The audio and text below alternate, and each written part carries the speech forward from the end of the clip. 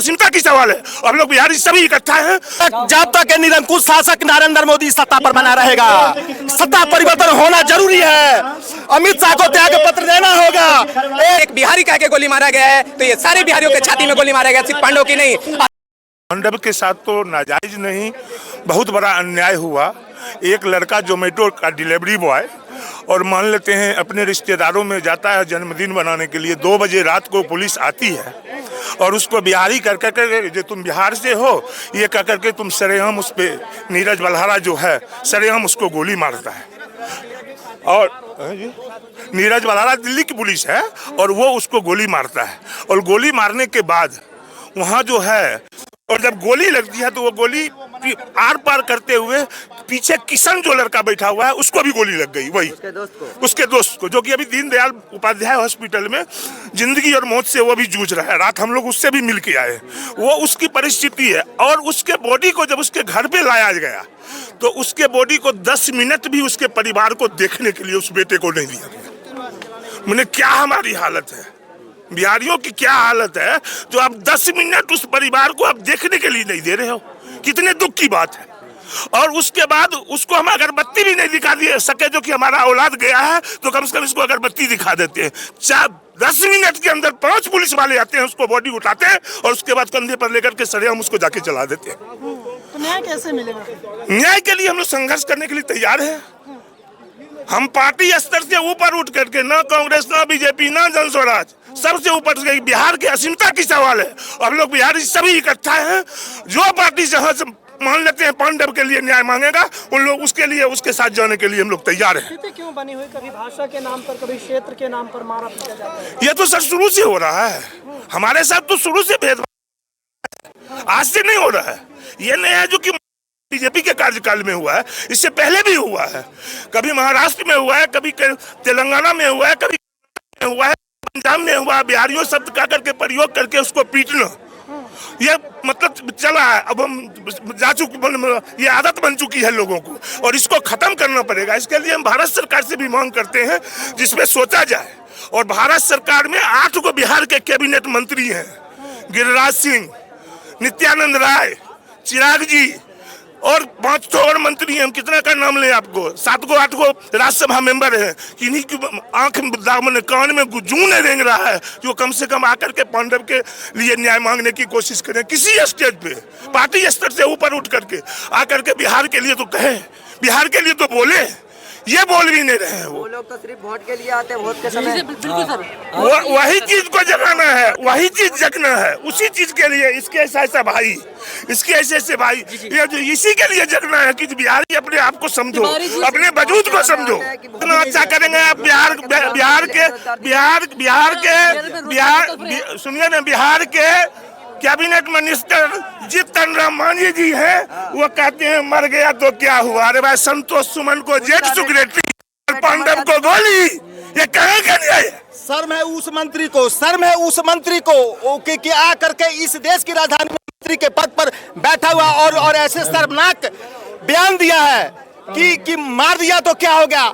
मैं उस जीतन राम मांझी से मैं ये मांग करता हूं, अगर तेरे अंदर बिहार की अस्मिता बची हुई है तो तुरंत तू रिजाइन दे, और रिजाइन देकर तू पटना के सड़कों पर जा। तेरी औकात पता चल जाएगी कि एक बेटे की हत्या की क्या कारण होती है। तू अपने बेटे का मंत्री बनाया, तू अपने समधी का विधायक बनाया, और क्या गाजर मूली है बिहार के बच्चे। आज बिहार के बच्चों के अंदर, इस दिल्ली में रहने वाले 3 करोड़ बिहारियों के अंदर वो जज्बा जग चुका है, वो परमाणु विस्फोट हो चुका है, जो पूरे देश भर में ये आंदोलन की शुरुआत होगी और न्याय के लिए हम प्रोटेस्ट करेंगे। बिहार के लोग कब तक अपमानित होते रहेंगे? जब तक निरंकुश शासक नरेंद्र मोदी सत्ता पर बना रहेगा, सत्ता परिवर्तन होना जरूरी है।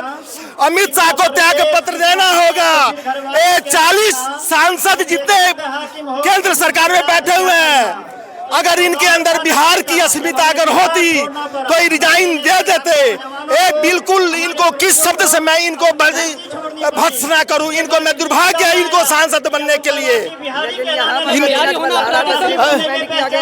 नीरज बलहोत्रा आज रक्षक नहीं, एक देश का भक्षक बन करके एक क्या नाम है, एक पांडव और कृष्ण कुमार को हत्या किया। एक बिहारी कह के गोली मारा गया है तो ये सारे बिहारियों के छाती में गोली मारा गया, सिर्फ पांडव की नहीं। और इस पांडव की गोली की, इस गोली की जवाब सारे केंद्र सरकार देंगे और इसका जवाब जल्द से जल्द देना होगा। इसके वजह से हम लोग आज ये शुरू कर दिए प्रोटेक्शन, और जब तक इसकी इंसाफ नहीं मिलती है तब तक हम लोग रुकने वाले नहीं हैं। जीतन राम मांझी तो कह रहे हैं मर गया तो मर गया।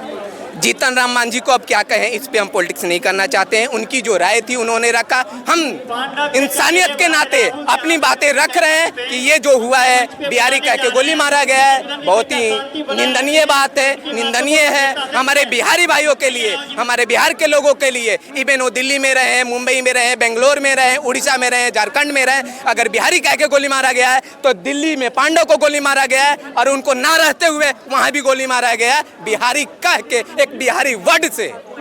ये सब कब तक चलता रहेगा? बिहारी कई जगह पर एक गाली जैसा शब्द यूज करते हैं। ये देखिए, अगर हम लीगल पॉइंट से कहें तो बिहारी कह के आपको अगर कोई टॉन्ट मार रहा है, this is also a crime. Bihari कह के टॉन्ट नहीं मार सकते मेरे को, ये भी एक क्राइम है। हम उनके अगेंस्ट एक्शन ले सकते हैं, लेकिन बिहारी भाई हमारे क्या होते हैं, बहुत पोलाइट होते हैं, बहुत सहनीय होते हैं, बहुत उनको ऐसा मैनर दिया जाता है घरों में कि सबको इज्जत करो, और हम उसी इज्जत के कारण दबाए जा रहे हैं अब। लेकिन उस जो दबाए जा रहे थे आज से, अब वो दबेगा नहीं। अब सबको जागरूक कर देंगे और करने का अवहेलना आज कर दिए हैं। अब सारे बिहारी भाई, नारा चलता था एक बिहारी 100 पे भारी, ये सब पुरानी बातें। अब देखिए, बहुत अच्छी बात कहें, एक बिहारी 100 पे भारी है। आपको बता दूं कैसे, बिहार में जितने भी आईपीएस निकले, जितने भी टॉपर लोग निकले हैं बिहार के, हर 10 में से एक बिहारी टॉपर होता है। आप उसको भूल रहे हैं। आप जो कूड़ा साफ कर रहा है, हमारा भाई जो कूड़ा साफ कर रहा है, जो भाई नाली साफ कर रहा है, हम उसको गिन रहे हैं, लेकिन जो हमारा भाई आईपीएस ऑफिसर है उसको नहीं देख रहे हैं। वो भी हमारा भाई है और वो भी हमारा भाई है, हम कहीं भेदभाव नहीं देखते। हम बिहारी भाई, मेरा भाई है, भाई बहनों, कूड़ा साफ करे, अपने घर की सफाई करना, अपने एरिया का सफाई करना, हम उसको नीची निंदनीय बातों से नहीं देख रहा हूँ, निंदनीय नजरों से नहीं देखता हूँ, हम उनको संक्षिप्त नजरों से देखता हूँ। क्यों, हमारा भाई है, ये बहनों कूड़ा साफ करे। अगर हम अपनी मेहनत से 2 पैसे कमाएं, घर को चलाएं, तो हमारे लिए वो निंदनीय नहीं है, वो बहुत ही गर्व की बात है हमारे लिए। सवाल ये और गंभीर हो जाता है जब ये मामला दिल्ली का होता है, राजधानी में भी ये सब चीजें चल रही हैं। हाँ, ये बात बहुत अच्छी बात है कि अब ये यहाँ तक आ गया है कि राजधानी में भी बातें होने लगी, लोग राजधानी में भी ऐसे क्राइम करने लगे, वो भी पुलिस वाला। अब पुलिस वाले की एक बातें बता दूं, रेखा गुप्ता ने ये भी बात बोली है कि वो पुलिस वाला बहुत ही अच्छा, मतलब पुलिस वाला है जो उसको स्पेशल स्टाफ माना जाता है, उसको अच्छा कहते हुए उन्होंने उसकी बातों को, उसके गुनाह को छिपाने की कोशिश की।